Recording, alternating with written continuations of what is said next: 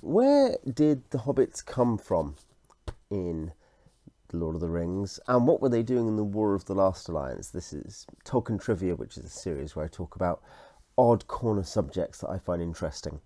Now, I mentioned the Last Alliance thing, though really, that's burying the lead. Surely it's about where the Hobbits come from. But because what got me thinking about this and made me research the question more than probably I have for at least a very long time, and certainly the first time I've really Googled a bunch of stuff, which is the real sign of modern research, is that I was thinking about when I reread my once a decade full reread.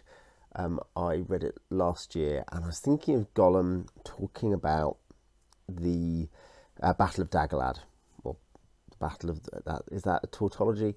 But about the Dagorlad and about the battle that had been fought there, and about all the corpses and the elves and men coming. And I thought Gollum has a really bad record of knowing about anything. It's a really specific thing that he just doesn't really understand information he receives, and he presents it in weird ways. But this is really accurate. And I thought, oh, that's weird. I wonder why that was. Oh, I wonder if anyone told him when he was young, or if it's some sort of, very ancient information in his head.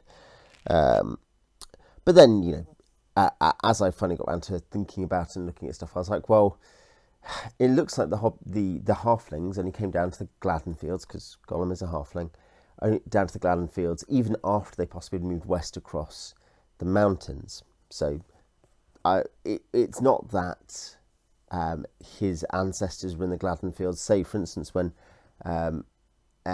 Isildur came through, and they might have known Gondorians coming to and from, or Arnorians coming to and from via the passes there. It's not that they were really that far south or in contact with the Númenóreans, which had seemed like a possibility.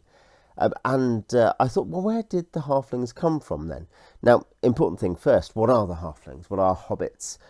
They are, as far as there is any reason to believe in terms of Lord of the Rings anthropology, they are humans.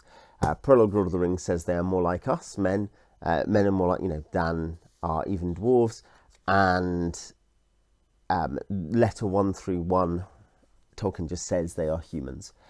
There's weird elements to this. They're kind of very short and very phenotypically different, very short with hairy feet.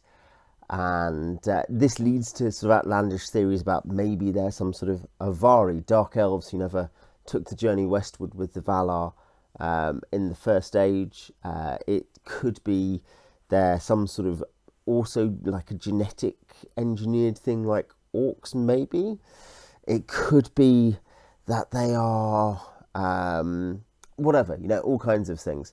I think I saw another suggestion that they were another work of Aule, for instance. There could be all kinds of things, but actually they're just humans. They are phenotypically humans. They're genotypically humans. They look different, and there's some other good sort of thematic reasons to think this. This, of course, elves, everything represents a sort of aspect of human nature at some level. That's certainly part of the, say it quietly if you want to use the word allegory or typology or analogy that Tolkien is making. But certainly the fact the hobbits are the protagonists of The Hobbit, and particularly of The Lord of the Rings, is actually more relevant, and are at the heart of of us understanding this great English mythology, great British mythology. They are those of the Shire. They are those of the kind of rural Britain in the early 20th century or late 19th century. So as they represent us, it makes sense for them to be closer to us. There's something that they are much more human in that sense, and must necessarily be, than either the elves or the dwarves. And I talked about this a bit in The Hobbit, when I talked about stuff to do with The Hobbit, that the only book which gives us a strongly dwarven perspective rather than an occasional one is The Hobbit. And we see the dwarves are just, they are much less amenable and sympathetic and human than is Bilbo. But yeah, so thematically it makes sense. We have the direct evidence, they're humans. Now, how they exactly, whether you want to think of it as evolved or got engineered or designed or whatever by Eru, however it happened, whether it's to do with particular habit of breeding or a particular design thing when God created his second set of children in Middle-earth mythology. I don't know. I don't think there's any evidence whatsoever for anything in that area. We just don't know. But what we do know is that we're told this. They lived in the upper Vales of Anduin. So I'll just... Can I get the map up? They lived kind of quote up at the top end of Mirkwood and the Misty Mountains. So up here. So great, that's where they lived before they moved anywhere else. Basically, that's the thing, is to think before, and in about 1050, I think it is, they begin moving west over the Misty Mountains in different passages through different paths and passes. Eventually, they asked permission from the King of Arnor to stay in the Shire, and they granted it. And they do send archers to Fornost. They serve in the battles around the Fall of Arnor, and perhaps also in with the army sent by Gondor, and fights alongside Círdan, and which defeats the Witch King of Angmar. So we know that that's what, the 1900s, is it? Off the top of my head. Remember, so Lord of the Rings is in the 3100s. In the 1900s or so, it's 3000s. Sorry. They're there, and they're settled, and they've come over about 800 years before. And we know that some of them end up down in the Gladden Fields, because that's where Smeagol and Dugald find the ring. So they migrate south and they migrate west. We also know they seem to share some linguistic links to the Rohirrim. A Rohirrim called them Hobbitlia. They think of themselves as hobbits.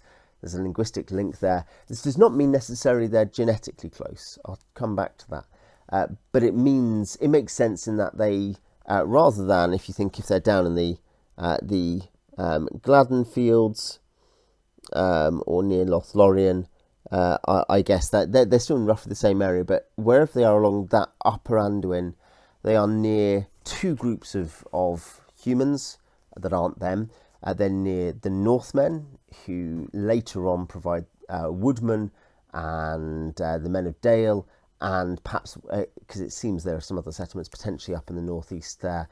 And also, most importantly for us in the Lord of the Rings, rather than the Hobbit, they give us the Rohirrim. The Rohirrim are wandering Northmen who come down and obviously befriend Gondor and are given Calenarthon as their home and make it Rohan.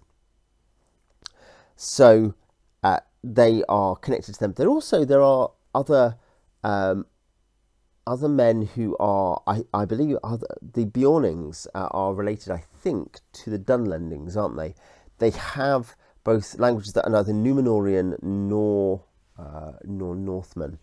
We only have a few words of the Dunlending language. Forgoil, strawhead, as an insult for the Rohirrim being one. These are, I guess, probably closest to, in terms of the big groups of men, they're closest to the Western Easterlings, who many of whom crossed the Blue Mountains into Beleriand in the First Age. Perhaps that's their kind of background.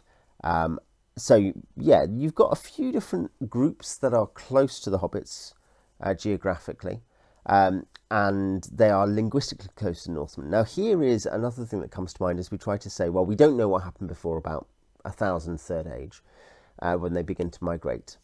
But we do know, if they're close to the Northmen, something that is relevant at the start of the Second Age, which is, 4,000 years beforehand or something, is it? And what we know there is that, 3,000 years beforehand, what we know is that there is an alliance of dwarves and men, that the dwarves of the north and the men of the north ally against the stray evils of the north and evil men, evil monsters. And this is something which, of course, in that sense becomes renewed by the alliances at different points between Dale and Erebor in the northeast. The dwarves and men work together to fight evil. However, when Sauron re-enters toward the back end of the Second Age with the Rings of Power under his control, re-enters Mordor and takes over Central and Eastern Middle-earth, the dwarves retreat into their fastnesses, and many of the men are, if not enslaved, they at least cowed by Sauron and his human allies. They are generally presented in Tolkien as good folk, but they are not able to resist Sauron. Now, what about west of the Misty? West of Mirkwood, west of Greenwood, where we know is it Amgalad? What's his name? And Orifer are rule in northern, in Greenwood the Great.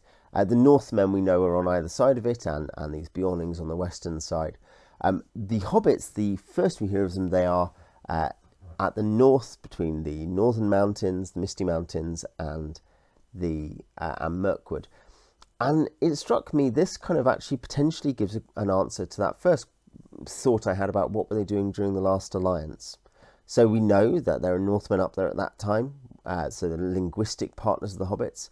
The Hobbits, I don't think, appeared from the Far East and travelled all the way west. We have no reason to think that, but also it's not a particularly typical migratory pattern given the terrain. If you spend any time thinking about the terrain in that part of the world, they are probably just the relatively settled, diminutive Northmen who are in that area.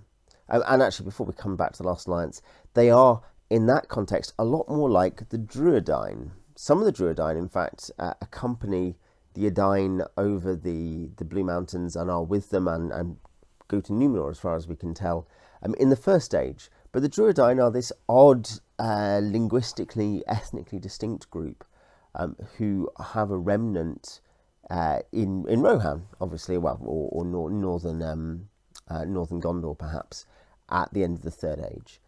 And they are very culturally different. But they've always been there. Bits of them go off sometimes to other places, and there's remnants of their civilization, perhaps other remnant groups in further west in Gondor as well, or up into the Enedwaith and Minhiriath.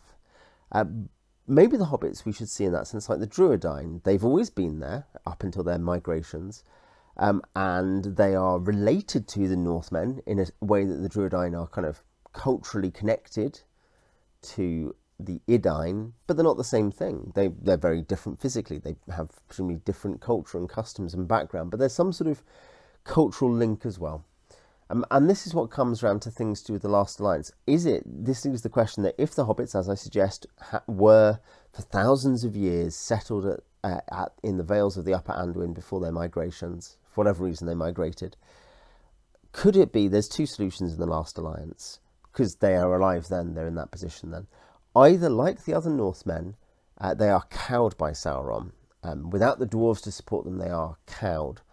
The other option that strikes me, because of their geographic location, because they are not out on the kind of eastern marches or open plains of Ravanion, but in a very sheltered area, and right next to a strong Sindar and Sylvan kingdom. There is the fringe possibility that if there were any hobbits active in the world in the end of the Second Age, it would have been alongside the elves of Mirkwood. Perhaps this is something that I offer no textual basis for this. I offer simply the geography of the situation and the likely history. But perhaps if there were any hobbits known to the world before Bilbo Baggins, or at least before that contingent who fought at Fornost nobly for their king, perhaps it was some few who, like the Druidine wandering around with other groups, had ended up falling in with the elves of Mirkwood and went with their kings to fight and die at the Black Gate. Or perhaps they lived peacefully, hidden away from the forces of both good and evil, merely keeping in touch perhaps with a few of their Northman friends over the years.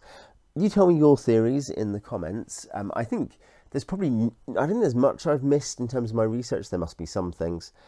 I think it's easy to see that Tolkien may have preferred an anonymous background. They did nothing. There was nothing before they moved. But certainly there's enough evidence, I think, to press that a bit. What do you think? Is it plausible? And as I say, do you have alternatives? Tell me in the comments. Till next time.